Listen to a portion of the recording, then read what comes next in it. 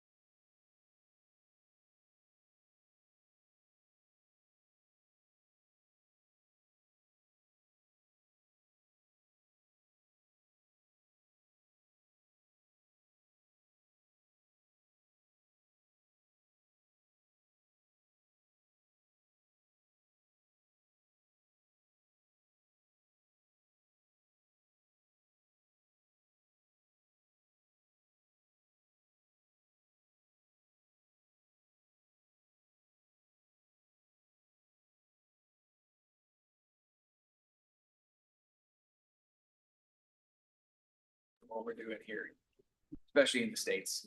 Especially in Tulare. You never know. You never know. We'd like to welcome you this evening to our Civic Academy. We're in for a big treat tonight. I hope you brought lots of questions. We have both of our chiefs, our chief of police, Fred Enklin, and our fire chief, Mikey Ott. And I'm just really grateful for them taking their time to do this. For those of you who are interested enough to come. So welcome. I'm going to turn the time over to them. Well, good evening and thank you for coming. The chief and I prepared a very quick and elementary type of PowerPoint for you guys. But we're probably planning on answering more questions and showing you more information on the slides. But if you bear with us, we'll run through a couple of these and just a little bit about myself. I've been chief for about 3 years now, coming up in June. And I've been with the department for about 24 years. I've been in law enforcement for 29 years. And you know, I've had several assignments within the PD and, you know, here I am today. And, you know, we're trying to build a better police department and a safer community and partner with the fire department and do all those good things. So that's all I got to say about myself. Good evening, everybody. My name is Chief Michael Ott. I've been here about 3 years next month. It's been a great tenure. I grew up a little unconventionally. I was in the United States Air Force as a firefighter for 21 years and then retired. So this is my second career and I'm honored and blessed to be a part of this community, be a part of this fire department and get to work with this rock star right here and partner with his team because they're phenomenal police officers. So we're grateful to have a good syncing relationship with our PD because that's not always the case between fire and cops. But these guys are awesome. So we're glad to work with them side by side and help keep this community safe. You want to drive the boat? Sure. All right. Run the bus.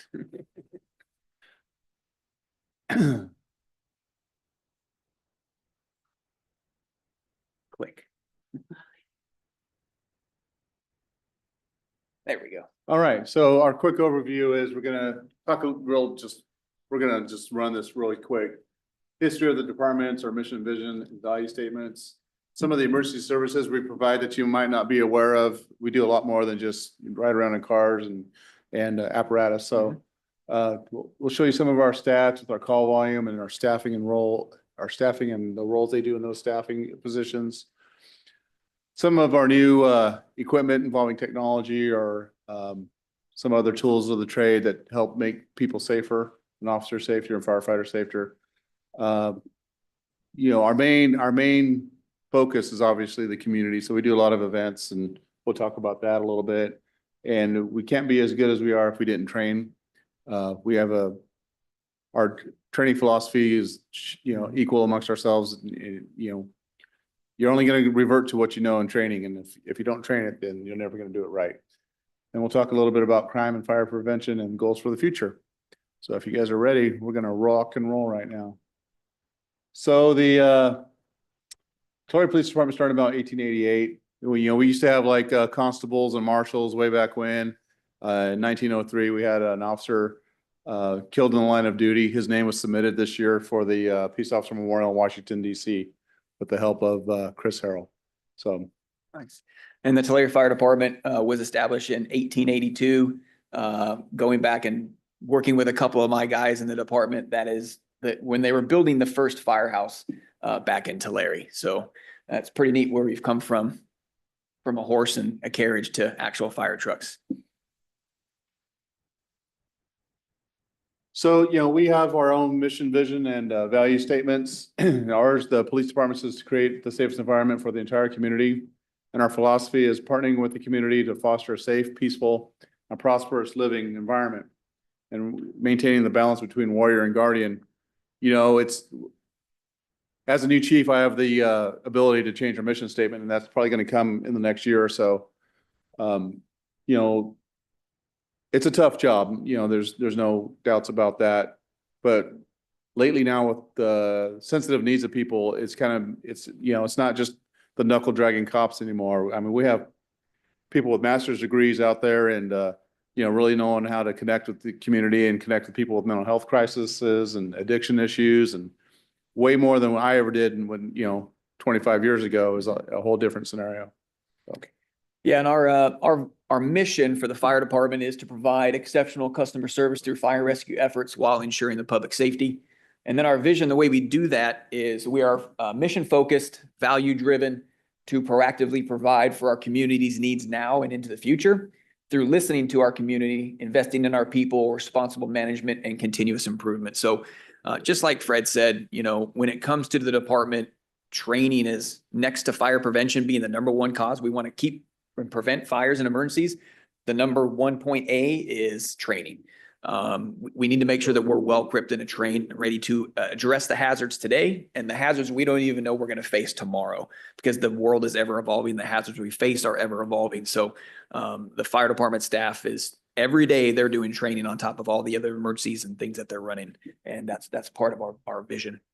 Next slide, please. And then our values that we have here is integrity, professionalism, dedication, honor, leadership, service, and then respect.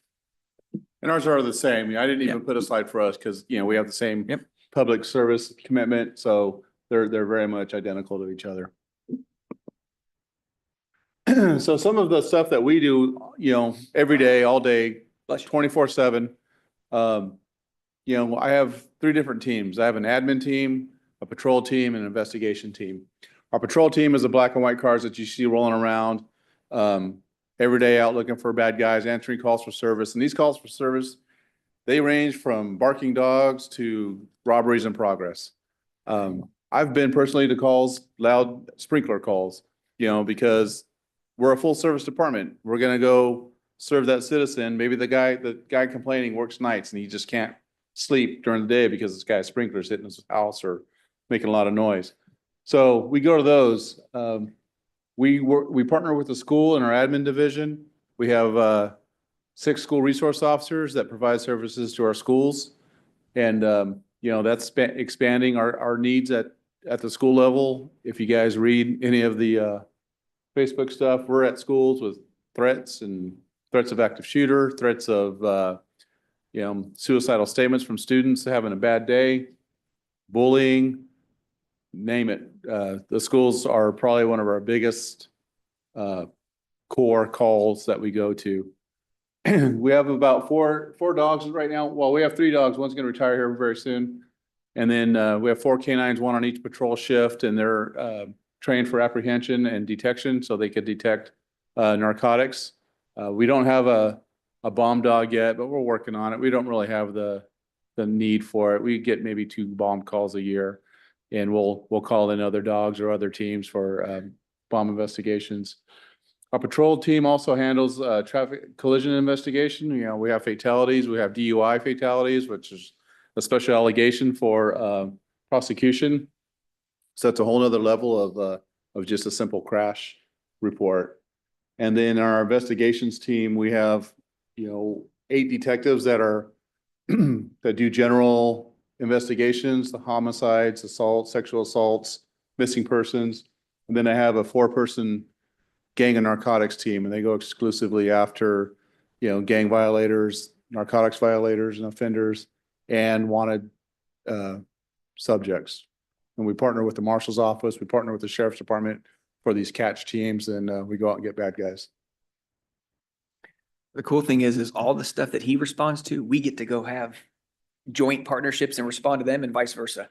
I mean, it's a team effort, right? They have very specific cop related duties. We have very specific fire, but a lot of those types of emergencies bleed into one to another. No pun intended. So we work a lot together on scene.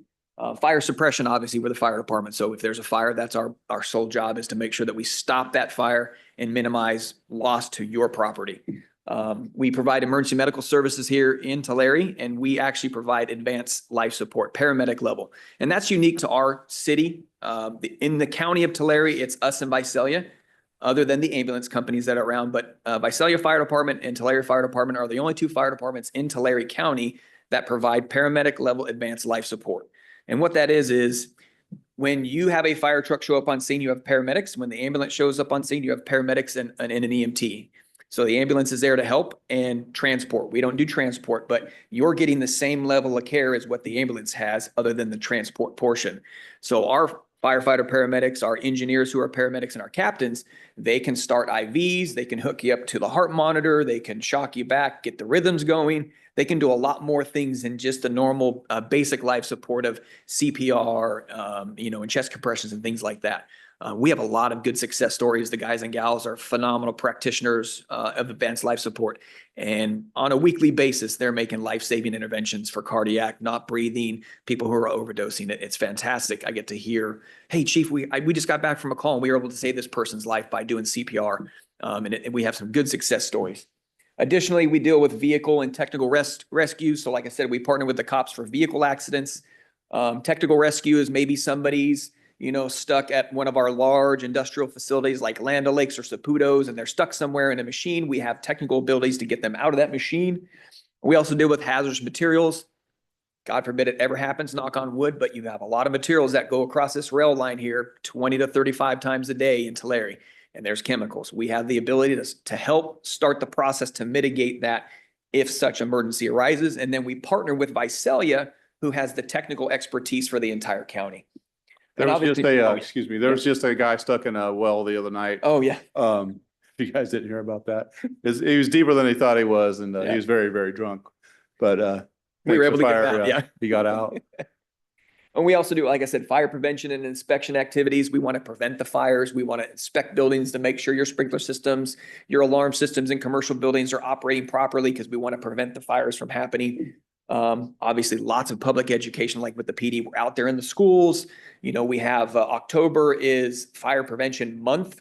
It's usually Fire Prevention Week, but because we have so many activities, we like to get out in the schools as much as possible and teach our youth how to prevent fires at a young age so that sticks in their mind throughout their entire lives. We do fire code enforcement. We also do fire cause and investigation. So every fire in the city of Tulare actually gets investigated, and we have that organic capability. We have 5 lead investigators, and they deal and investigate all the fires to determine what caused it. Was it accidental because of an electrical outlet in your house, or did somebody actually start the fire intentionally? Our investigators are phenomenal, very well-trained, educated individuals. And every fire that we've had since I've been here in the past 3 years that was intentionally set, they have investigated, they have made an arrest, they have made sure that that has gone all the way through the courts, and then they have 100% conviction rate, which is phenomenal. So they do a very good job of making sure that when we find somebody who's out there being a little firebug, that they nip that in the bud real quick to minimize any property damage or death.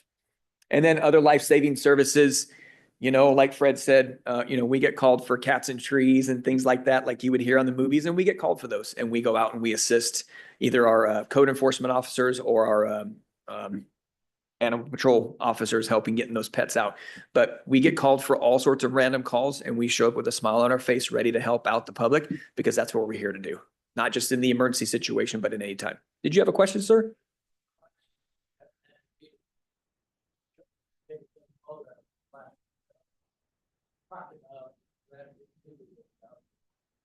Thank God we don't live in Florida. Nope, thank God. It wouldn't surprise if it happened. Well, yeah. here. So these are some of our call volumes. Our selection of calls is so broad. I told you everything from loud dogs and barking dogs to reckless drivers and shots fired. I broke it down into about 10 categories, and this is about 52% of our call volume. So the majority of them are obviously by phone, and the other ones are request for officer or an officer initiated activity. And then we have some animal control gets a lot of calls. I mean, they especially on Monday morning for some reason, and the day after 4th of July, because all these dogs take off, they get scared from the fireworks. Our transit community they've been problematic, as everybody knows, and we get a lot of calls every day on them as well. 911 hangups, traffic stops, commercial alarms. Follow-ups can be anything from a missing person to getting video at a store for a robbery. So that would be categorized in the follow-up portion. And then code enforcement, who is now no longer under the police department. They run under general services now. They handle quite a bit of calls with hoarder houses and graffiti and everything else under the sun. And then patrol checks. So that's about 10 of our most popular calls for the year 2024. We're busy. And I'll show you later how many calls we go to. they don't. I don't think that in a negative way, except for it seems like if you call code enforcement, it's like nothing ever happened. Yeah, there's a disconnect there somehow. I don't know if it was any better when they worked under us. Neighbors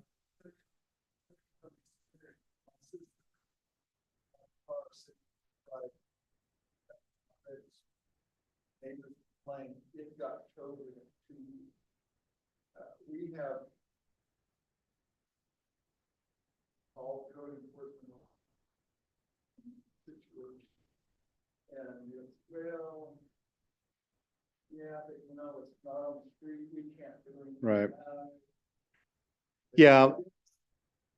I can't speak for code enforcement, but I encourage you to call Manny Correa, the director. Code is complaint driven. They're not out looking for abandoned cars in driveways. They're not out looking for tall weeds in a residence. But if somebody calls enough and it's persistent enough, they'll get on it. I mean, they're not sitting around. I can tell you that. They're not sitting around all day.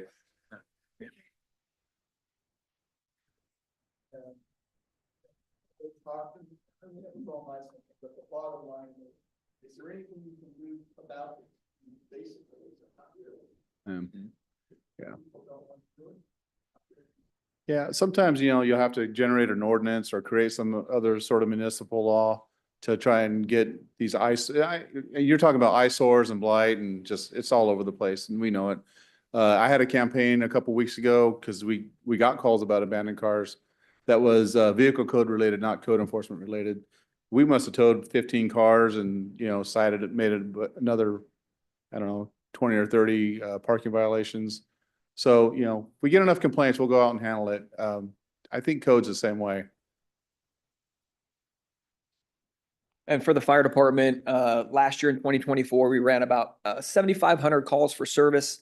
That's pretty high for the size of population that we have. As you can see, medical calls are a little over 50%, and that right there is about status quo for fire departments across country. Back early fire department years, it was fires. Well, now we were becoming a more fire safe community. People are paying attention more. And now that fire has morphed into the medical field and helping with that, medical calls have just taken over the brunt. Most fire departments nationwide will have anywhere from 55 to 68% of their calls on an annual basis be medical related. And so we're no different in Tulare. We're not anything special. We meet the status quo for medical calls. Fire related calls about 464. Now that does not mean we've had 464 structures catch on fire. Thank God, because that would be a lot. Fire calls are structure fires. They're also vegetation fires, vehicle fires, dumpster fires, fires at homeless encampments, anything like that. So that they're all lumped into one big category. We just had one today at First Baptist. I Yep. don't know if you guys saw that rolling in. Yep. But this guy just setting a fire in the middle of the parking lot. Yep. Yep. He ended up going to jail because he was intoxicated and had some warrants for doing the same thing. But Yep. he was one of our frequent flyers. So. Yep. And then hazardous conditions is, for example, we had a hotel that some cleaning ladies were going in and there was a bunch of white powder everywhere and they didn't know what it was. Thank God it was I think it ended up being flour or some type of cleaning agent, but they didn't know if it was some type of chemical agent or some drugs. So we had to do a response. So that's an example of a hazardous condition. False alarms, we get a lot of those, their smoke detector goes off incorrectly or somebody bumps the sprinkler head in a commercial facility and pops the water and it goes off. So false alarms, public assistance, that's your lift assist. If somebody, if you in your house, if you fall and you need help getting up, we can go to those. That's helping, get the cats out of the tree or just any general assistance. And good intent calls is similar to that. Good intent calls also, there's a big chunk of those are the ones we get canceled. So for example, we might roll out and get out of the driveway of our fire station on the way to a medical call and our dispatcher calls back and lets us know that the issue with the medical call wasn't as serious as it was and it's been downgraded in priority. So then we just flip a U-turn and come back. So initially we started going because we want to make sure that our wheels are rolling when we get a call for a medical because we don't know what it might be until the dispatcher gets a little more information from the caller. We'd rather be going than sitting waiting to hear what it is. So those happen sometimes and we just turn around and come back in, but it's still considered a call because we have to turn the wheels.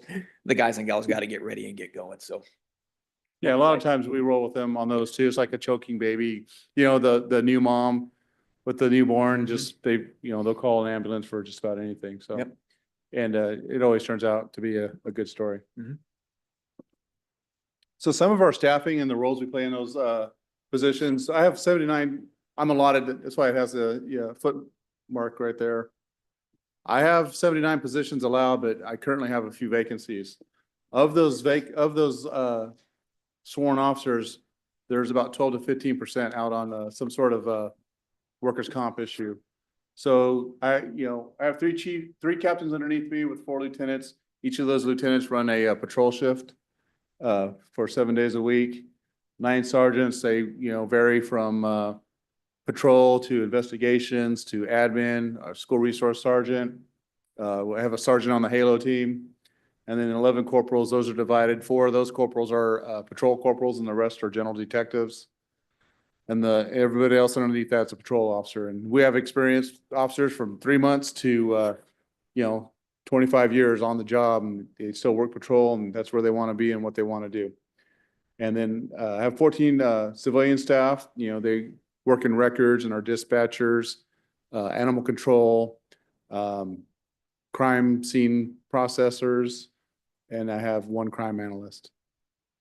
in the fire department, we have 53 sworn members, 2 non-sworn, and 1 management analyst. If you look at the bottom of the list, it says 1 fire marshal, 1 fire inspector. Those are my 2 non-sworn individuals.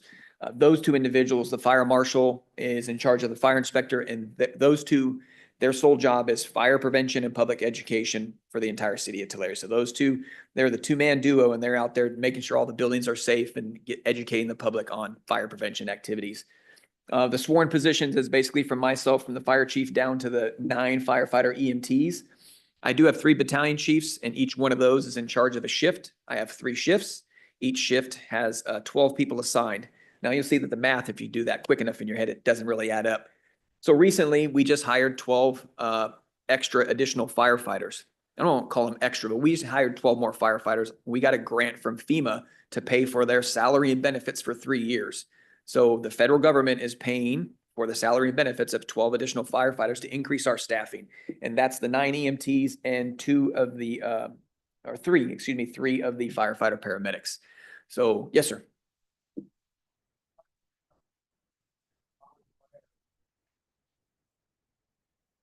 So if there's an ambulance and then there's a fire truck? Yeah, it depends on the severity of the medical call. So for example, if somebody's having a heart attack, that's a priority 1. Pretty serious issue. We want to have as many people there as possible. Now, we're not going to send all of our fire trucks, but we send a fire truck and an ambulance, and they go to a priority 1 medical call, and that's similar to a cardiac. A priority 2 will be a little less severe, but it still warrants a dual response. So say, maybe somebody's, I don't remember all the priority 2s, maybe somebody's overdosing, but they're alert, but they need some additional help. A priority 3, say that somebody just twisted their ankle. I'm throwing that's just a twisted ankle, right? That's a priority 3. We don't need a fire truck to go to that. The ambulance crew is 100% capable of taking care of that with those 2 people. So the priority 1's like a cardiac arrest. Somebody's having a heart attack. You got to figure somebody's going to be doing CPR. Somebody's going to be monitoring the airway. Somebody's going to be monitoring the cardiac monitor that's attached to them. And then somebody's probably pushing IVs to push medications. So you got a lot of hands on that patient to make sure that we can get that heart rate back and get them and bring them back to life, right? So you want a good staff there. An ambulance crew with a paramedic and an EMT can absolutely do that. But with 2 people, it's doable, but it's hard. Now you add 3 more firefighters onto that. Now you have a 5-person team taking care of that patient, getting them ready to go to work and bring that heart rate back and get them back to the. Our ambulance service isn't always in town. And yes, sometimes the ambulance service is out and about and they might be busy. So then if no ambulance is there, then we're first on scene. We're going to take care of the patient. And then when the ambulance comes and picks them up and takes them to the hospital. Yeah. Thank you. Did you have another question, sir? Nope. Okay.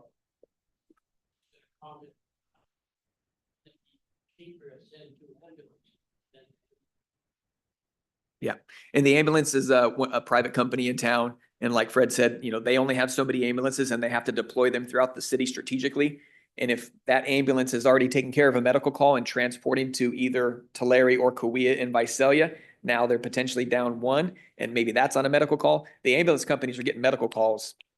The time we've talked, they've probably had 15 calls. Those guys and gals are super busy, right? So, because they're going not just to priority 1s and 2s, they're going to priority 3s, and they're also doing transport between different hospitals. So we are a force multiplier in assisting the ambulance companies providing that advanced life support. Yep. And we run 3 shifts. So these are some of the improvements that we've been graciously been able to get the past couple years. You can see the picture of that new ladder truck on the left. That was approved by City Council back in 2022, in the beginning of 2022. And the city was able to use some ARPA funding from the federal government, all the money that the cities and counties and states got from the federal government during COVID. So they were able to purchase that apparatus. It was just under about $1.5 million. They made the order in April of 2022, and we took delivery of that apparatus last summer. So it took about 18 months in order. It didn't take 18 months to build it. It just took 18 months to get it in line before it got on the assembly floor, and then it took about 5 months to get it built. So that truck is in service. It replaced our old ladder truck that we have that is 24 years old. So it was long overdue. So now we have more capability. It's safer for our firefighters to respond. It's bigger, it's longer, it has a better reach on the ladder, it has more compartments for more equipment. So the capability is 100 times better than our old one. We still have our old one. We're going to use it as a reserve for when this one has to go in for maintenance. So we have a backup. Additionally, you can see the bottom picture on the right. That's a brand new cardiac monitor. We have since replaced all of our cardiac monitors in the past 3 years. They have about a 10-year shelf life. And again, council has been gracious to give us the funding to replace those. Just that one monitor is about $33,000. But that monitor, when we hook it up to you, provides the same information to our paramedics on scene as the same monitor that you would get when you go to the doctor's office. They can read your heart rhythm. They can see what type of heart issue you're having, and they can push buttons to shock it back into rhythm if they need to. So yeah, it's $33,000 for one, but as soon as you save one life, it's paid for itself in spades. And then that top right picture, that's a new device that we got, thanks again to City Council giving us the funding. That's called the Lucas device, and we call him Firefighter Lucas. And what it is, it's an automated CPR device. So instead of our firefighters or the paramedics that are in the ambulance that are synchronizing with us on a medical scene, instead of us having to do manual CPR with our hands, which after about 2 minutes is exhausting if you're doing it right, that device there, we can strap it on the patient. We could push a button and it does the chest compressions for us. And it will go until the battery runs out, which is a long time. By that time, you'll be in the hospital already getting advanced care from the nurses and doctors. That thing right there, we purchased those. I think they were around $20,000 a piece. We got 4 of them. So there's one on each fire engine and that brand new ladder truck. In the first 2 weeks of the deployment of that piece of equipment, it brought back spontaneous pulse on 7 people. 7 out of the 10 people that we put it on. The other 3, unfortunately, were already past a certain point in their situation, but 7 out of 10, it brought back spontaneous resuscitation, and they were able to get them to the hospital, and they were, I don't know their status after the fact, but we got them there with a pulse, which is a good thing. That gives us a good, we did our good job. So a great piece of equipment that we were able to get thanks to City Council. We don't have so many cool tools like the fire department has. Maybe council likes them better. I'm not quite sure yet. I'm kidding. I'm kidding. So that picture on the left there, that's a automated license plate reader. We don't have them yet. We're in contract review with them right now. We have the funding to get about 8 of those, and hopefully in the future we're going to get quite a few more. And what those do, those don't just read license plates for stolen cars or missing persons. Those take digital fingerprints of a car. So if I'm looking for a suspect, maybe a child molester or a kidnapper, and we know that one of the victims or witnesses saw a Student of the Month sticker on the back of it from Mulcahy, that will find it. It'll find the make, model, and color of the car you're looking for. It'll find unique characteristics like bumper stickers or scratches and dents. So it's much more, and it'll also do license plates. So it's much more advanced than the typical license plate readers that came on board about 5-6 years ago. So we're hoping those are going to be a you know, an aid to what we're doing to solve crimes. And, you know, the success story behind those are amazing. You know, they found kidnapped kids and murder suspects and wanted people and missing persons, elderly missings. They're always at the casino. And, you know, they've just helped a whole bunch. The thing on the right there, that's supposed to be a bad guy. I think that's just a demonstrator. That's a new thing we got. It's called the wrap.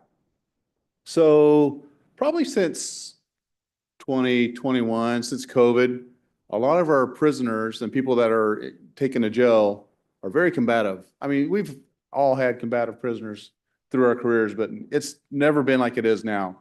These guys will spit, bite, fight, kick windows out, break our cars. They took an officer's knee out.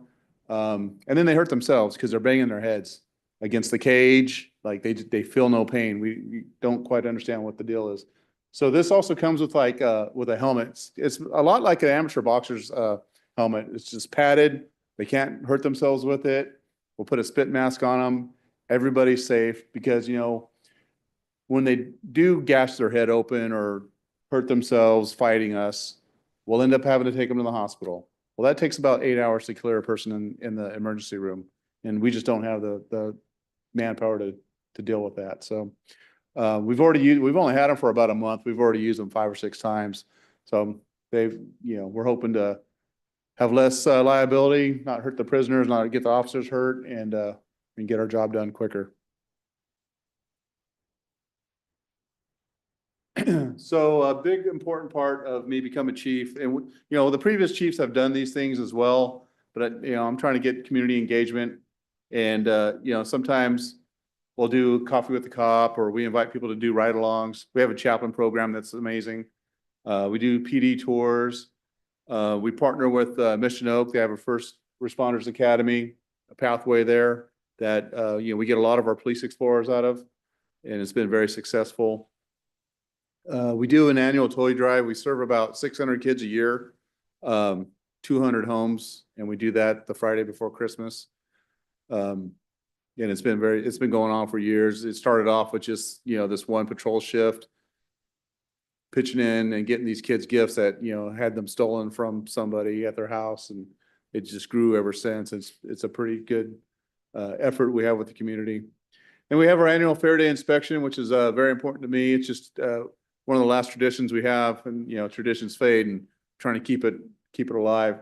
So on the first day of the fair, I have all our rank and file, command staff, and everybody in between, you know, present themselves. We do like this little informal inspection, and we have a speech, and we present Officer of the Year awards and Employee of the Year awards, life-saving awards, award for valor if it applies. We do a whole bunch of things on that day. It's important. And then we have our honor guard that just started probably about a year and a half ago. We're fully outfitted now, and we'll go, you know, pay respects to fallen officers. Too often a little bit. So, you know, that's something that was important to me, and we're there. So go, Mike. Public safety education, like I talked about earlier, you know, community outreach is one of our biggest things. We want to make sure we reach the community to keep people fire safe and to keep people safe. So we want to basically work ourselves out of a job. So we don't have to use the fire trucks and all the cool equipment that we get. Every year we reach about 4,500 kids throughout Tulare, about 2,800 adults, and about 681 senior citizens, give or take.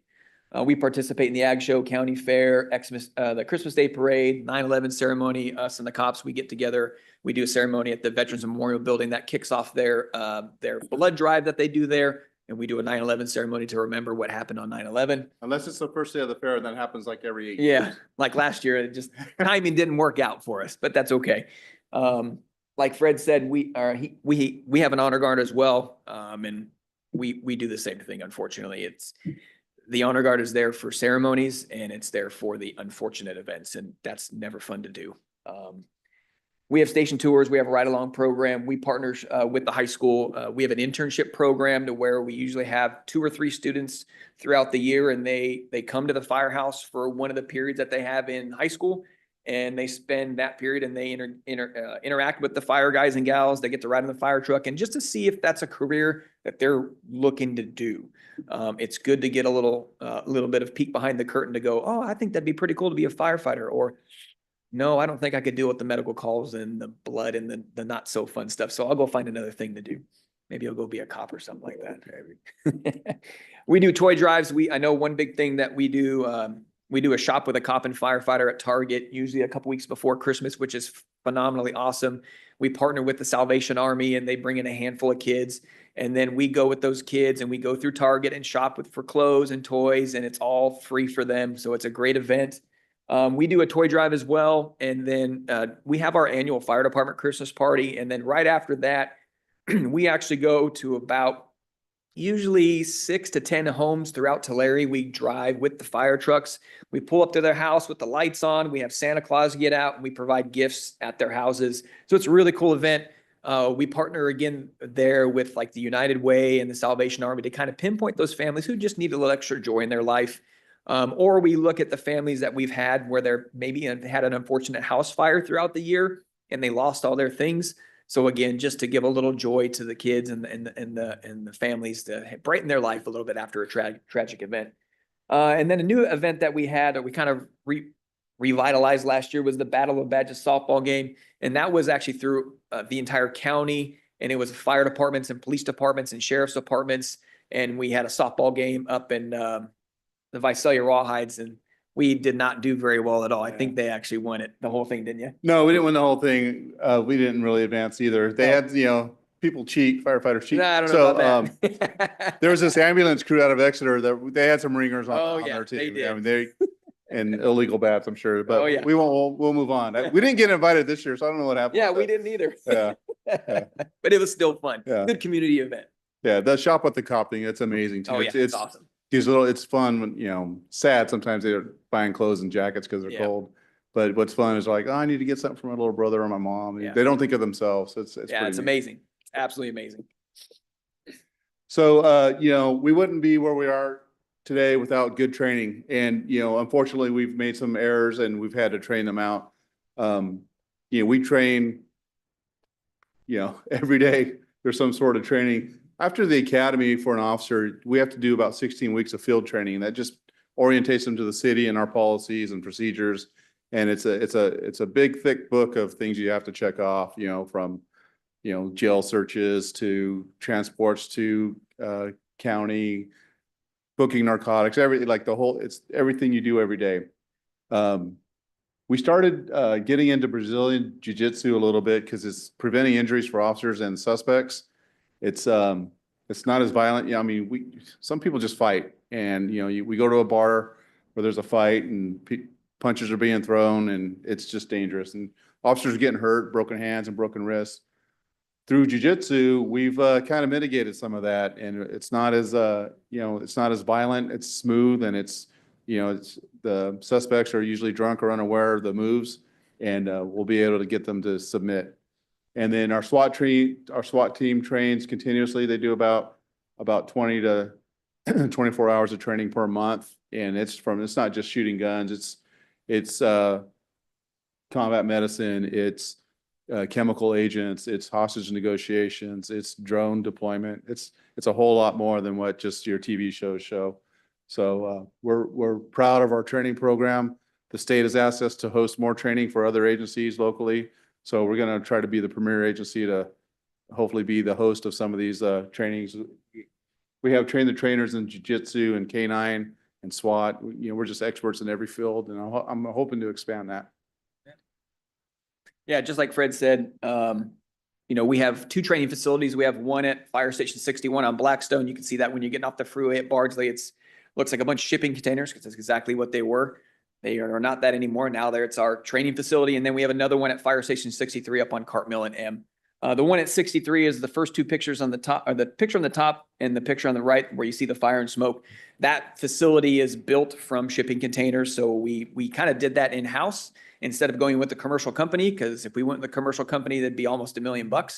So we kind of did it in-house, designed it. We had a fantastic individual, more or less, designed it on a napkin, took it to a fabricator, got it, we worked through the city and got it done, and we were able to save tons of money and get an actual better product than what you would get commercially, in my opinion. So they do all the live fire training there. They put pallets and hay in there and light it on fire, and they go in there and practice their tactics. And I will tell you, in my 25 years of being in the fire service and having been attached to, I'm lost now, maybe about 9 different fire departments across the globe, especially in my time in the military. These guys and gals in the city of Tulare, because I get the opportunity to go to every fire they go to just because I want to provide extra oversight and safety and give them an extra set of eyes. These guys and gals, when it's time to put water on the fire, it is fast. We don't burn down houses in Tulare very often, knock on wood. It has happened, but most of the time, these fire guys and gals, they're so aggressive on their fire attack that they're getting in, they're knocking that fire down as quick as humanly possible because they have empathy for the homeowner or the business owner to understand that this is their property, this is their livelihood, these are their things. So they want to do the best they can and get in there and fight that fire quickly. So like Fred said, they're training every single day, every day. There's something they're going to do to increase their knowledge, skills, and abilities to provide the best, fastest, most effective, and safest customer service to when somebody calls 911. You can see the picture on the bottom there. That was actually a joint exercise we had where we worked with the police department, our ambulance crews, and we had an emergency operations center exercise. And that is a center that we have in the city to when we have a big emergency in the city, that center opens up and it's filled with like myself and Fred, other department heads, and it's to manage that emergency.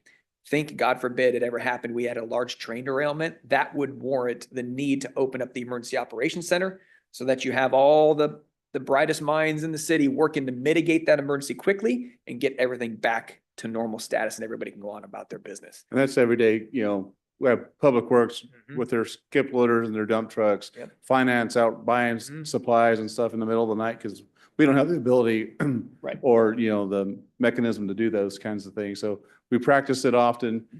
He's taken lead on it and I think we're ready for any catastrophic event.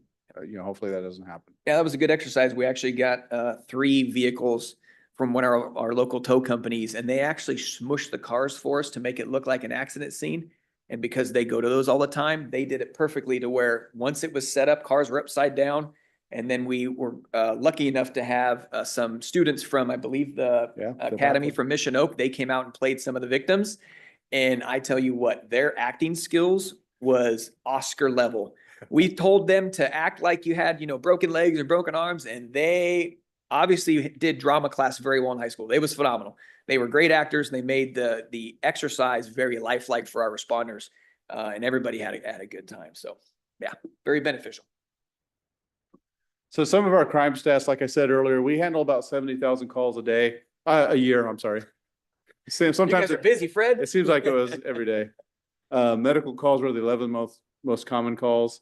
The graph on the bottom there, those are our part 1 crimes throughout the years. A part 1 crime would be a homicide, a burglary, a sexual assault, any other type of felonious assault, and those are the basic part 1 type crimes. So they're pretty well average. They'll spike sometimes around Christmas time or after the holidays. We'll get an increase in mental health calls.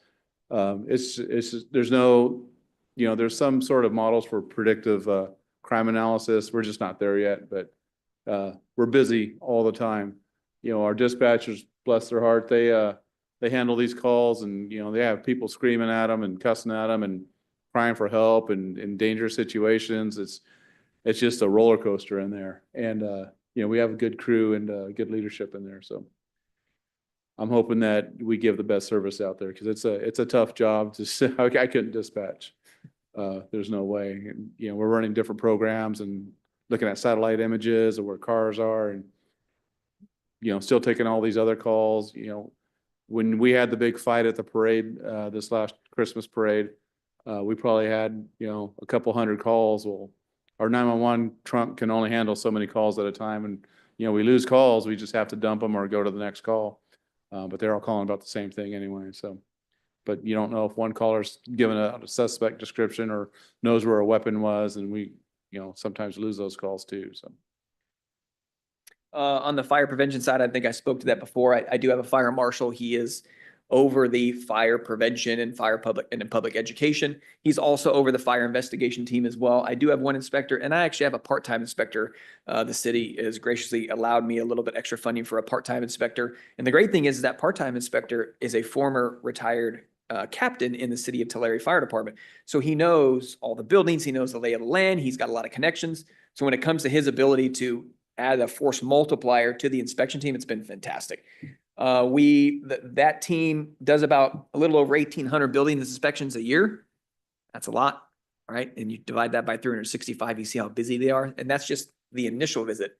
If something happens in that facility and they note maybe the smoke detector's out or the exit light or there's an issue, then they have to go back for a revisit. So 1,800-ish is the first visit. That doesn't include all the extra ones they have to go back to make sure that the buildings are 100% fire safe and those occupants and the owners of those businesses are meeting their requirements. You can see there are 22 schools, 18 clinics, hotels, apartments, and public assemblies. And then they also participate, like I said, in public education. We have a firefighter day camp, National Night Out. We work and help in the Special Olympics, the Cherry Festival, and just a myriad of other events throughout the city to get us out there so we can spread the public information to say, here's how you keep your house fire safe. Here's how you keep your business fire safe. And just to kind of promote that fire safety across the board. And we reach another 5,200 civilians. We visit the schools throughout the year, again, 3,400 students. And then during the 4th of July season, and then a little bit on New Year's Eve, but mainly on the 4th of July, you guys, guys and gals, I'm sure have seen the amount of fireworks that you are not supposed to see in the air and versus the ones on the ground. So we do an illegal fireworks detail, usually the 3rd, 4th, and 5th. We partner with our PD brothers and sisters, and we kind of divide and conquer.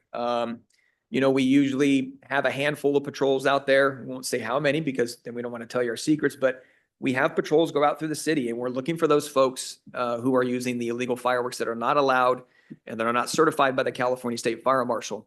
You know, those illegal fireworks are dangerous. They're awesome. They're great. They're beautiful, but they are dangerous. Not this year. This past year, thank God, we only had a couple little fires, but the year before we had 2 structure fires on 4th of July because of illegal fireworks going into somebody's backyard, caught the shed on fire, caught the house on fire.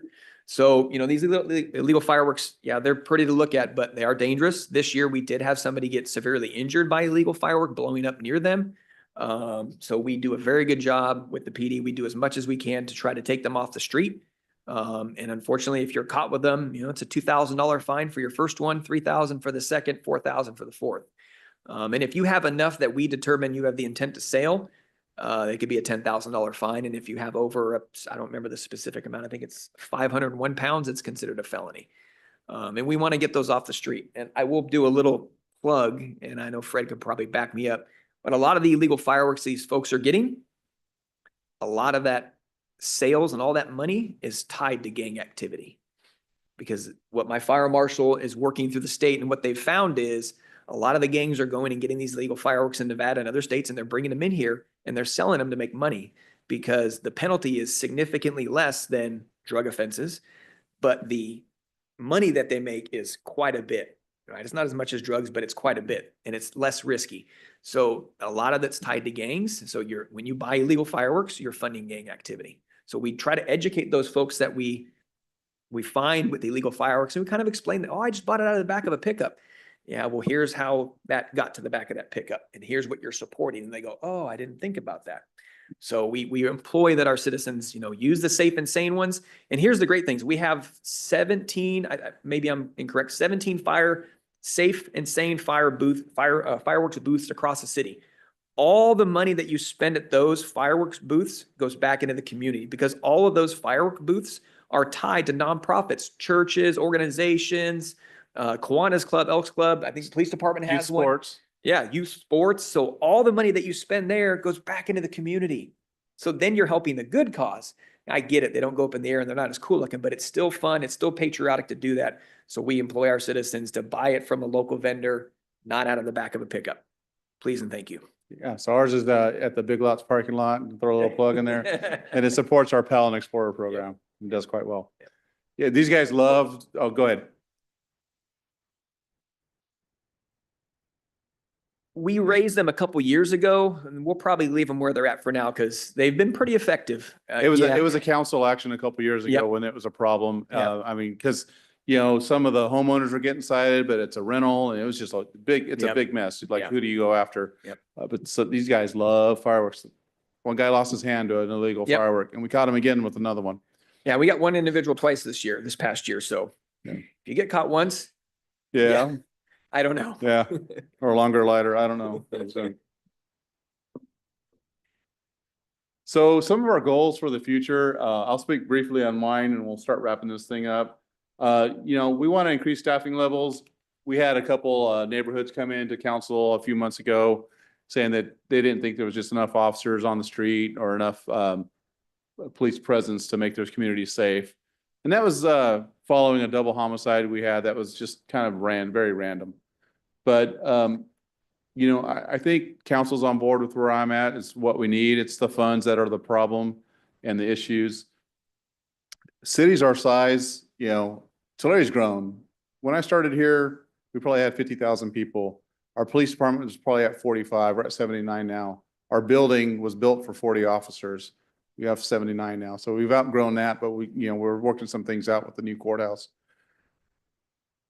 You know, I want to have as much cops out there as possible, but it's just not a reality sometimes. Cities our size, like Lake Elsinore and Red Bluff, you know, they have about 100 officers and they have just a little bit less population than us.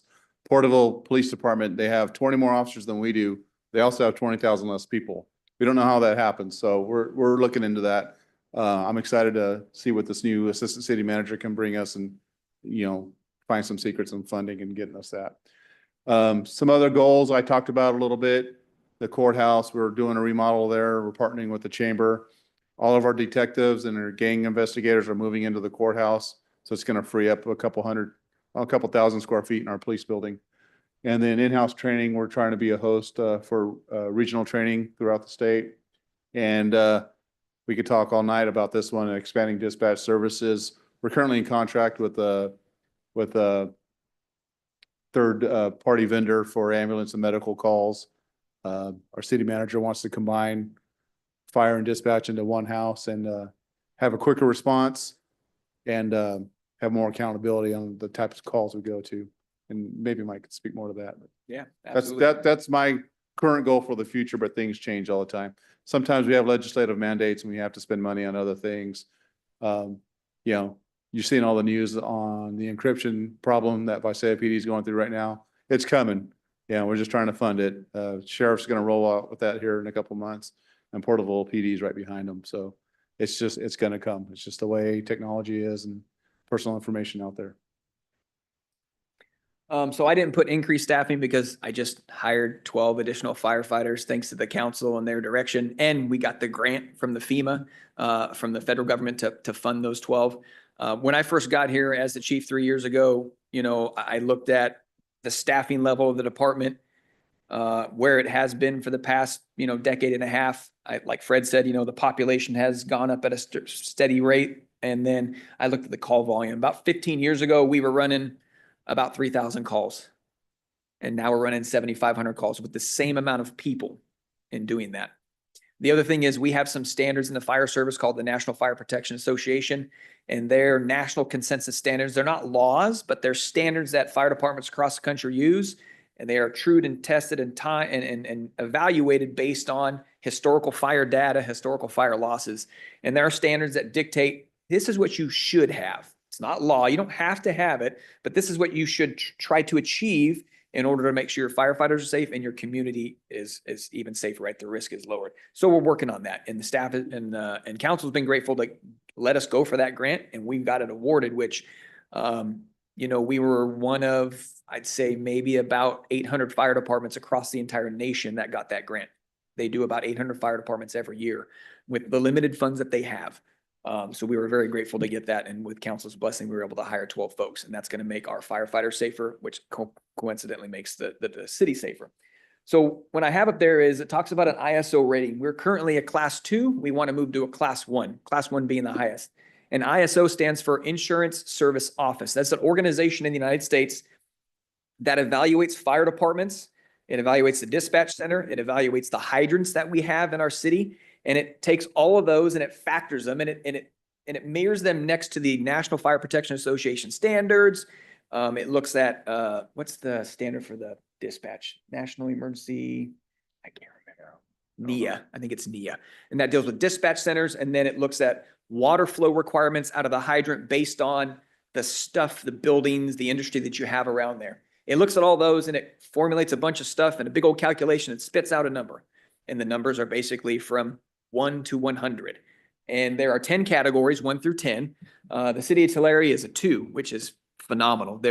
I think we're in the top like 2% of the entire country. So don't think that it's a bad thing that we're a 2. It's a fantastic thing, but we want to get to a 1. And what does that mean?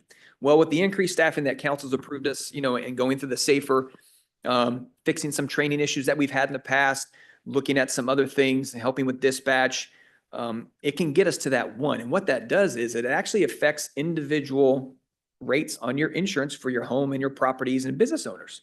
Because it says that company comes out and says, your fire department is doing a good job and they're great at 2, phenomenal rating. But when you get to a 1, that's even better. And with these improvements that we're making, we're going to get there. That's one of my long-term goals. And I think we're going to be able to get it with the staffing. One of the other things, and I'll kind of skip one, is planning and developing for the next generation fire station in our city. On the east side of the city, when you cross the 99, anybody ever see a fire station over there? Where? Fire station 25, right? There is one, but that's a county fire station. So it doesn't really, it counts that it's in city limits, but it doesn't really count when it comes to our ISO rating because we don't have control over that. That's not part of my department. That's Tulare County. So we're working on that. The city manager and council, if you kind of go back a couple weeks, we did our strategic planning through the city. The fire station's up there and it's an important thing to help grow and meet the demands of the city and meet the demands of where we're going in the next 10 to 15 years.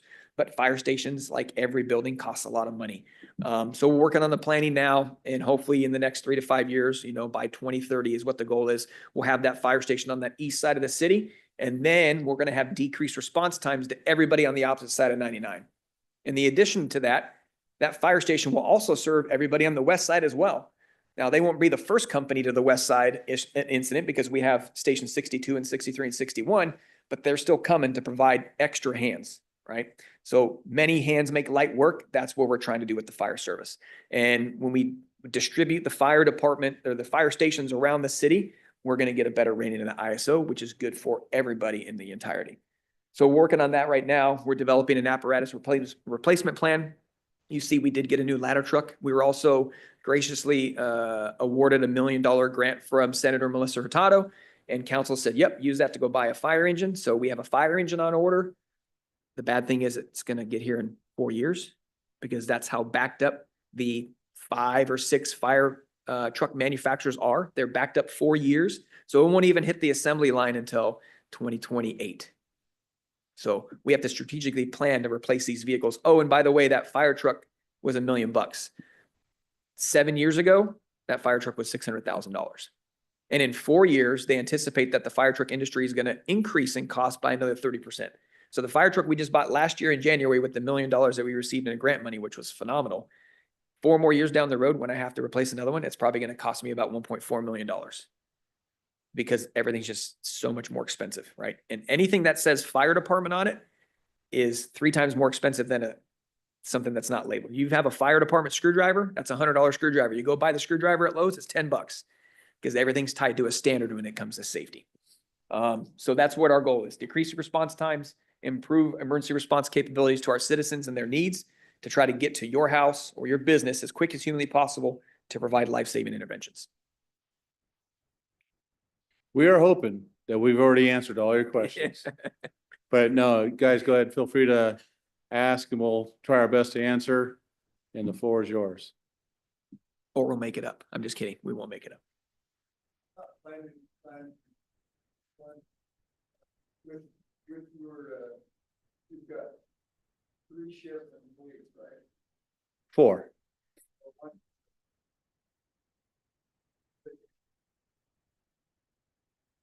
No, we don't do that anymore. So we run 2 12-hour shifts every day. So our officers work 3 days, they're off 4. They work 4 days, and they're off 3. Given shift, you're probably got.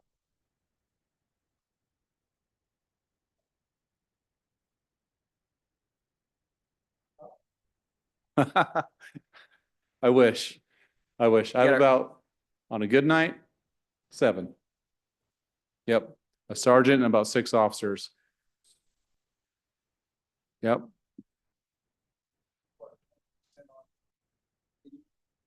Yep. Yep. 6 of those are school resource officers.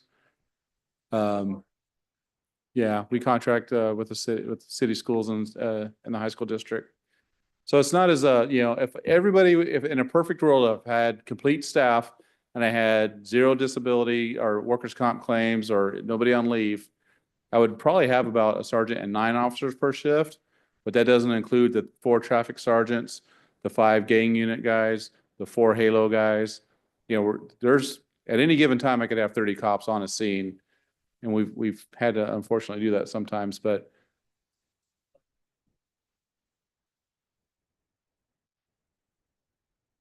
no, when I started in 2001, it'd be a sergeant and 5 if we were lucky on a Friday night. Uh, it was pretty thin back then. When our 2 officers were shot in 2005, there was just 4 of us working that night. So it was a long day, but we've haven't come too far past that, but we're trying to get some more coverage out there. Oh, yeah. Yeah.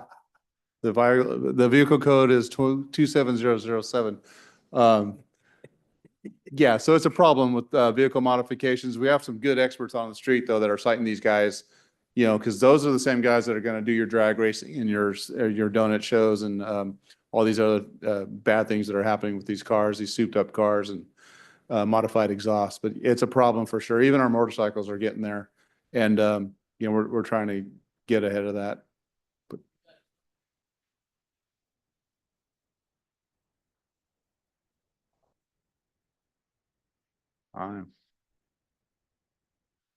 Yeah, we need to know about those, so call us and we'll put out our radar trailer and we'll do whatever we can. We'll post up a motorcycle cop in the bushes and we'll try and catch that guy. We'll run some radar on him.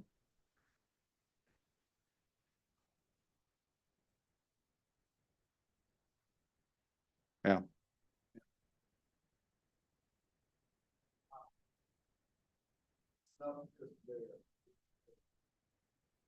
Yeah, it's a, Oh, yeah.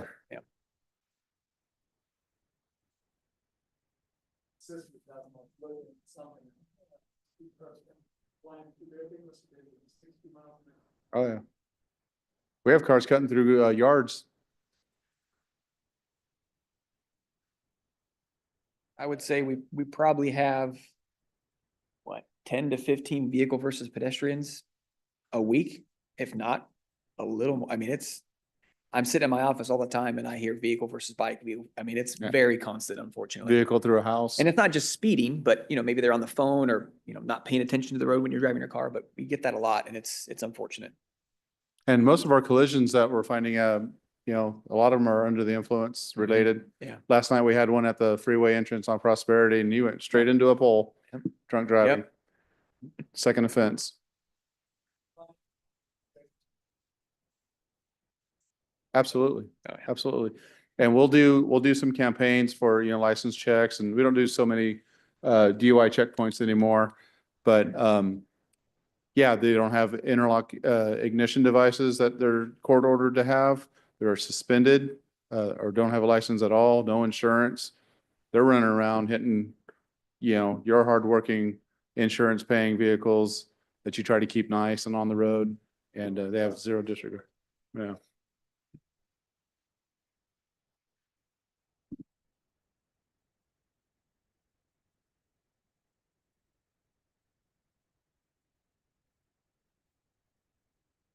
No, unless it's wanted for something else, but that's just, vehicle code violations are usually infractions. We only go through like, wanted persons or, missing persons at risk, amber alerts, those types of things. We can't program to like, I could look for any vehicle, but it has to be related to a crime. I don't know why he's always calling me every time I drive by one. I know where you're going all the time.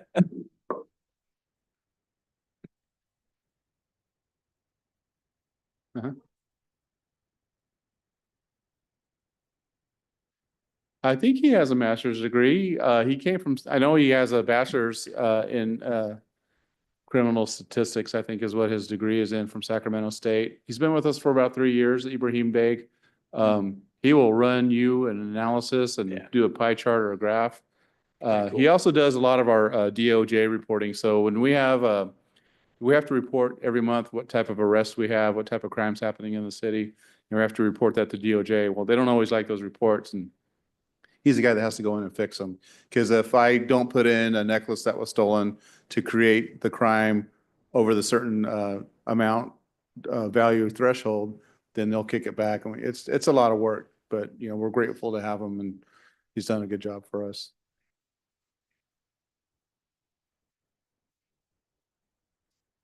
No, so that was part of AB 109. That is hit sunset, and we don't do that anymore. We partner well with the probation department.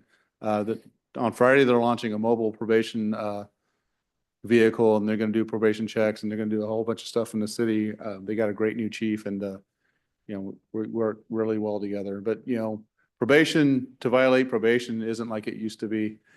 You know, parolees. Okay, and you know, I just had a meeting with the presiding judge today about bail schedules and releases and Prop 36, and there's a lot going on right now. Yeah. Yeah, we used to, you know, just violate your parole on the spot, and now they just like, what are you gonna do? Because they know they're getting released. Seems like the bad guys got more rights than us. Mhm. Let's stop. I don't know. This is a full house for us tonight. We actually have 2, 4, 6, 8 people here. There's one more class for that will end out the year. That's kind of like a summary of everything we've done. How to get involved. So please come back and get involved. This has been, I appreciate so much, both of you doing this. I always learn so much, and as a member of this community, I'm really proud of our safety and our police department and our fire department. And these gentlemen show the quality and integrity of the leadership that we have in our public safety. So I appreciate them a lot. And thank you for coming. Thank you.